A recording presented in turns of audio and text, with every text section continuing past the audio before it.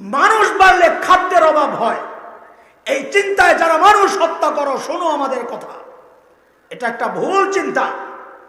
মানুষ বাড়লে খাদ্যের অভাব হয়, এটা একটা ভুল চিন্তা। এই কথা আমার না, আমরা মৌলবীরা বললে তো আপনাদের কাছে অত ভালো লাগে না, শক্তিশালী মনে হয় না। বর্তমান দুনিয়ার অন্যতম শ্রেষ্ঠ অর্থনীতিবিদ ভারতের অমর্ত্য সেন, কলকাতার, কয়েক বছর আগে তিনি দুনিয়া শ্রেষ্ঠ পুরস্কার, নোবেল পুরস্কারের জন্য বিবেচিত হয়েছিলেন। কোন গবেষণার জন্য তা জানেন?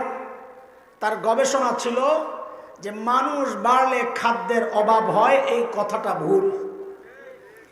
তার গবেষণার অনেক ধারা উপধারা, আজীব আজীব তথ্য তার, এমনি তার নোবেলের জন্য বিবেচিত হয় নাই।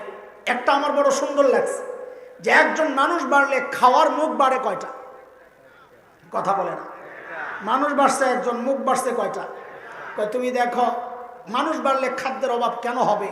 মানুষ বাড়ছে একজন, খাওয়ার মুখ বাড়ছে একটা, অথচ খেয়াল করে দেখো সাথে সাথে কর্ম হাত বাড়ছে দুইটা। খাওয়াইন্না বাড়ছে কয়জন? কামাইন্না বাড়ছে কয়জন? কথা বলেন না। আরে খাওয়াইন্না বাড়ছে কয়জন? কামাইন্না বাড়ছে কয়জন? তো খাদ্যের অভাব কেন হবে? এটার চরম বাস্তবতা আপনি নিজেও চিন্তা করেন। 20-30 বছর আগে আঙ্গুর ছিল রুগীর খানা, কারখানা। অসুস্থ রুগী দেখতে যাবে, শহরের কোন জায়গায় আঙ্গুর বেচে আগে খবর লইছে। এক দোকানে যায় দেখে দোকানদার 1 সের আঙ্গুর নিয়ে বসে রয়েছে। কদ্দুর রে বলা ভাই, কেজি আসিল না ওই সময়, কদ্দুর 1 সেরের অর্ধেক শুকাইয়া কিসমিস হয়ে গেছে, বেচা কিনা নাকি। ওখান থেকে কিনছে হইলো আধা পো। আরে কদ্দুর, আমারও তো মনে পড়ে, 1 সড়াক কিনছি, সড়াক আধা পো আঙ্গুর কিনছে, ঠোঙ্গায় বইরা লয়ে গেছে হসপিটালে। আর এখন কি দেখি, অলিতে গলিতে টঙের দোকানে 3 কালার, সবুজ, লাল, কালো, 3 কালারের মন কেমন আঙ্গুর ঝুলতেছে। খানা বাড়ছে না কমছে? আপনারা ভুলে গেছেন, ছোটবেলায় আমরা দেখেছি মা যখন খানা দিতেন, প্লেটের কিনারে ছোট্ট মাছের টুকরা, ওই মুরব্বীরা বলতে পারবে, পোলাপান বিশ্বাস করবে না, ওই মাছ খুঁটে খুঁটে ভাত খাই নাই, ওই মাছ দেখা দেখা ভাত খাইছি। কথা ঠিক কিনা?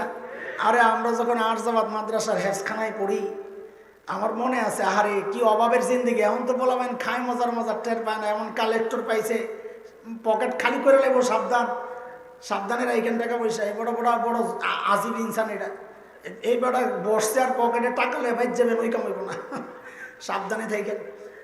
আল্লাহ আল্লাহ আল্লাহ আল্লাহ না জানি হুমকি দিয়েছিলেন ওনার দূর মারে, আবার আল্লাহ জানেন। না না বসেন, বড় মজার মানুষ, কথা বলে দারুণ সুন্দর। আমরা যখন আরজাবাদ মাদ্রাসার হেফজখানায় পড়ি, আমরা দেখেছি বিশাল ডেক, যেন ছোটখাটো একটা পদ্মা নদী। তরকারি কিরে লাবড়া, লাবড়া লাবড়া চিনুস নি বলা ভাই? সবজি না, এখন আইটেম বাড়ছে, নাম পাল্টায় হয়ে গেছে সবজি, ভেজিটেবল। আর তখন ছিল আইটেম একটা, হয় লাউ, অথবা চাল কুমড়া, অথবা মিষ্টি কুমড়া, অথবা মূলা, অথবা শুধু বেগুন। আহারে কষ্ট। ওইটার মধ্যে দেখতাম ওই ছোটখাটো পদ্মা নদীর মধ্যে ছোট্ট একটা ইলিশ মাছ ছেড়ে দিয়া ঘুরুনি মারত। খাওয়ার সময় এই মোটা একটা কাঁটা যদি পাওয়া যেত, আমার মনে আছে খাওয়ার মাঝখানে পুরা মজমা খানার মাদ্রাসার ভিতরে ওই কাঁটা লইয়াই দিত চিৎকার, আল্লাহু আকবার, পাওয়া গেছে রে ভাই, আল্লাহু আকবার।